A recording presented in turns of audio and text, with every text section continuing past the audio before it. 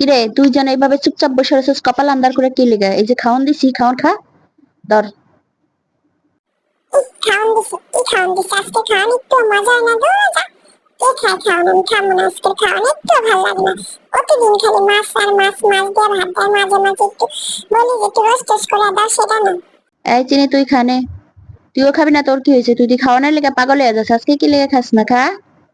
তোর জন্য একই ভান ধরছে, হ্যাঁ? এই যে হ্যাঁ মিঠু কি সুন্দর খাইতেছে।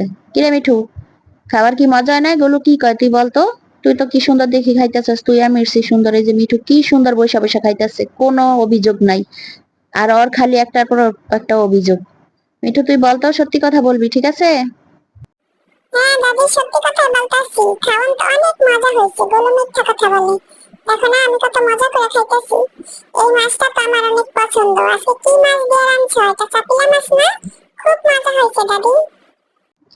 এই যে হেনে জমিদারের মতো বৈশা রয়েছে আইয়া না খায়। তোর জন্য প্রতিদিন ওই সুরমা মাছ কই পামু আমি?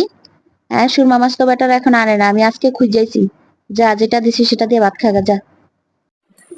ধরো আজকে আমি খামই না, আমার কাছে আজকে ভালো লাগতেছে না।